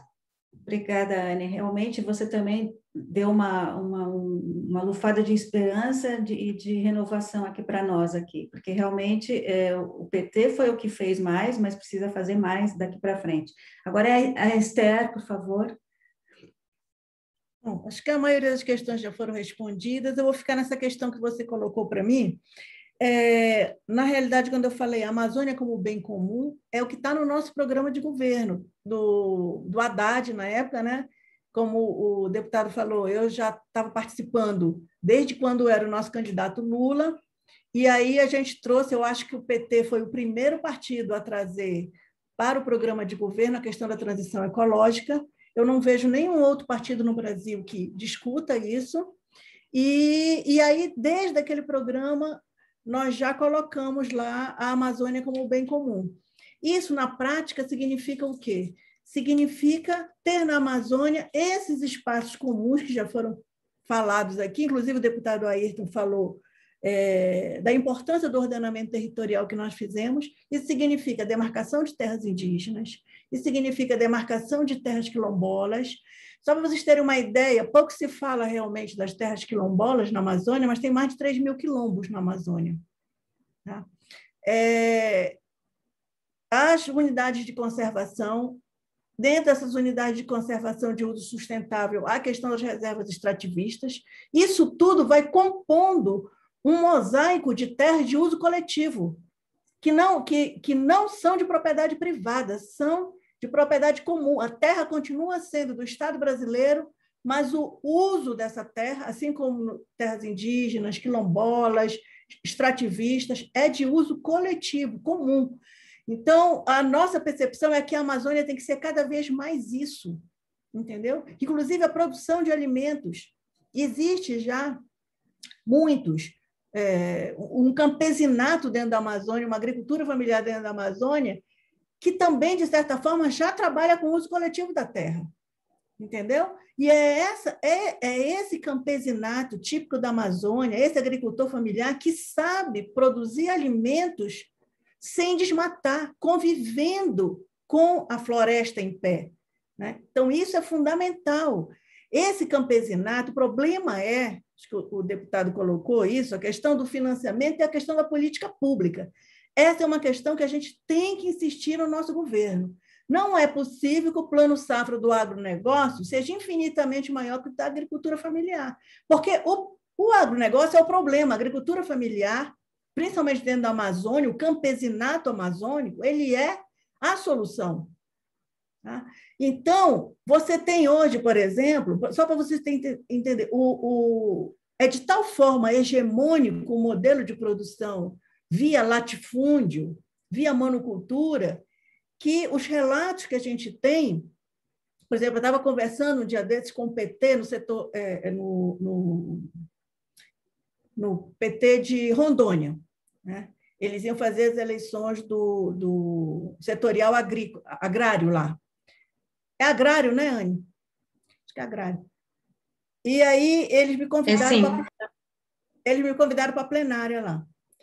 E o rapaz estava falando lá, ele pegou, como a gente estava tudo virtual, ele pegou o celular dele e filmou o sítio dele. Tudo que tinha, cupuaçu, açaí, abacate, verduras. Ele tinha em torno de 30 espécies diferentes. Aí ele disse, eu nunca consegui aqui em Rondônia um financiamento, porque o rapaz que vem aqui da assistência técnica, ele diz para mim, olha, eu te financio se tu colocares isso tudo abaixo de plantar soja e café. Entendeu? É essa política. Essa política destrói a Amazônia. Se nós não tivermos política pública para financiar e para investir na agroecologia, nessa produção campesina típica da Amazônia, não vai mudar nada. Tá? Já está dado que o agronegócio precisa de pelo menos 1 milhão de hectares novos por ano na Amazônia para atender a demanda de carne no mundo. Veja, pessoal, se está subindo o valor das commodities, é difícil. O cara vai tentar ir para a Amazônia, é onde tem terra. E o valor da terra está disparado também no mundo inteiro. Então, a tendência é que ele vá. A produtividade está diminuindo no Centro-Oeste por causa da crise hídrica. Vocês sabem que a gente está vivendo uma crise hídrica grande, né? O Brasil já perdeu 17% dos seus recursos hídricos, o Pantanal perdeu 70%. Então, só para vocês terem uma ideia, hoje, a produtividade que antes era maior no Centro-Oeste, hoje já se equipara com a produtividade do Pará, por exemplo. Então, no plano, pode olhar no Ministério da Agricultura, o plano deles para daqui a 10 anos, 2018, 2028, eles já colocam que vão avançar sobre o Pará e sobre Rondônia para a produção de grãos. É inexorável para eles. Ou você enfrenta esse modelo e você começa a construir um outro modelo. E, como disse o deputado Ayrton, também, esse outro modelo ele tem que ter o Estado apoiando muito para que tenha mercado, tanto no Brasil e lá fora, para esse modelo, para esse novo modelo. Entendeu? Então, o enfrentamento disso é fundamental. A China, como o deputado já colocou aqui, nós temos várias parcerias. Aquilo que eu falei na minha apresentação, né? A defesa de que são responsabilidades comuns, porém diferenciadas.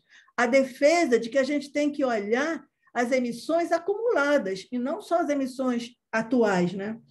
E a China tem o projeto dela, que até 2050 ela quer implantar uma civilização ecológica na China. É um projeto bem mais ambicioso que o Green New Deal dos Estados Unidos, né, do Biden, mas a gente sabe que ninguém contava aí também com a pandemia trouxe uma série de problemas também. A China já tinha dito que ia diminuir o uso de carvão, já está voltando a usar carvão. Então, é bem complexo o que está se colocando aí também. Acho que sobre a questão indígena, a Anne já falou bem, tem muitas políticas públicas que nós fizemos importantíssimas para a população indígena, precisamos fazer mais, é claro, e eu acho que o Lula tem consciência disso, o PT, a Fundação Perseu Abramo, tanto que isso que o deputado falou e a Anne, que a gente está fazendo um seminário para atualizar o nosso programa para a Amazônia, teve muita receptividade dentro da Fundação Perseu Abramo, acho que nós vamos conseguir fazer. Então, acho que é isso, e claro, vocês podem nos ajudar muito reverberando isso, né? Também trazendo sugestões para a gente. Essas questões que a Júlia colocou também são bem complexas, eu não sei o que te dizer agora, mas se levar esse conhecimento também, acho que vocês têm um papel muito importante, levar esse conhecimento para toda a sociedade, aí, que seja no Reino Unido e internacionalmente também. São muitos núcleos, né, do PT que tem. Eu acho isso super importante. Júlia, quer agradecer também? Depois eu agradeço no final. Então, realmente o tempo é curto para tanta coisa tão importante. Eu poderia ficar aqui horas conversando sobre várias coisas. Queria agradecer muito vocês três, a Anne, que já se foi, deputado Ayrton, por estar aqui conosco, e Esther. Como eu disse, foi uma conversa muito boa. Espero que a gente possa trabalhar mais no futuro. Vamos fazer o que a gente puder lá na COP e fora da COP, aqui na Inglaterra, né, continuar com o nosso trabalho. E estamos aí para unir forças e continuar lutando. Muito obrigada mais uma vez, em parte do núcleo do PT de Londres. Eu também Obrigada a vocês também. Também queria agradecer em nome de todos e, como a Júlia falou, a gente vai continuar, a gente tem esse bloco, a gente tem esse grupo de trabalho de meio ambiente, né, que pós-COP é que realmente a gente vai começar a pegar o que realmente, o estrago ou não, ou perspectivas, e tem muita coisa para falar, e gostaria de convidá-los outra vez e outros mais protagonistas. Muito obrigada a todos e foi muito boa a conversa, muito interessante. 2 horas, no final era para ser 1h30, foi 2 horas, ainda podia ser mais. Então, me despeço, deputado, Esther, Yane, que já foi, a gente se vê em breve, eu também vou estar lá na COP, e quem sabe até a gente pode mandar notícias frescas para você diretamente, deputado. Pessoal, inclusive participar da nossa hora da COP, tá? Eu acho que eu não mencionei a Nara nas minhas respostas, mas depois eu estava vendo que algumas questões que eu respondi eram perguntas da Nara também, né? Da nossa parte, obrigado pelo convite, vamos aumentar a nossa sintonia e estamos desafiados e desafiadas a digamos assim, vencermos esse debate global, mas com essa tarefa, vou chamar aqui, primordial, que é a gente derrotar esse Bolsonaro e reeleger o presidente Lula, porque o presidente Lula é uma esperança. Ele falou duas coisas muito importantes na última reunião que nós tivemos da bancada e depois na reunião do Núcleo Agrário, que eu estive, discutindo produção de alimentos e a fome no Brasil, que ele disse, eu vou fazer algumas alianças que vocês vão torcer o nariz, porque nós precisamos vencer as eleições. Mas eu aprendi muito e pode ter certeza que o meu programa de governo será muito mais classe trabalhadora, né? Será muito mais meio ambiente. O Lula, perguntado o que tem de novidade na conjuntura um dia desse, ele disse, eu acho que muita gente cobra de mim o plano de governo, que tem que ser inovador, às vezes não sabem até muito dizer o que é essa inovação, né? Mas ele acha que se tem uma coisa nova é a questão ambiental. Ficou sem a voz?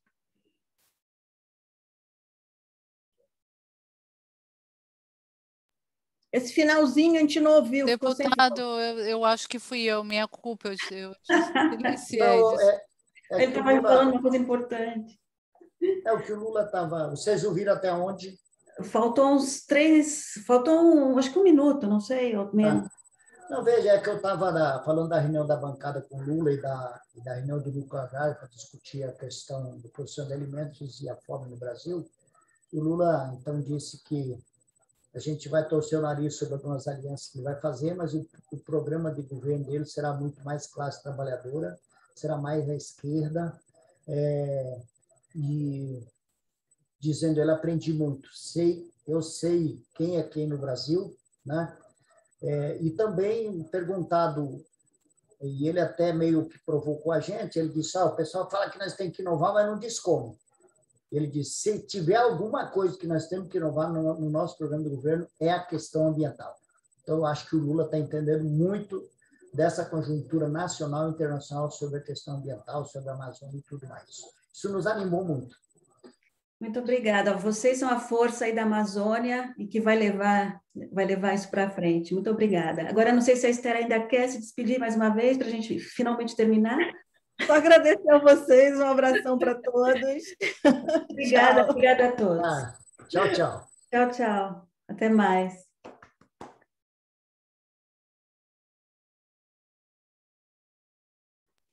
Então, pessoal, agora Júlia, a gente conversa... Tira o recording. Isso, sorry. Então, pessoal, agora a gente começa a... Tá aí.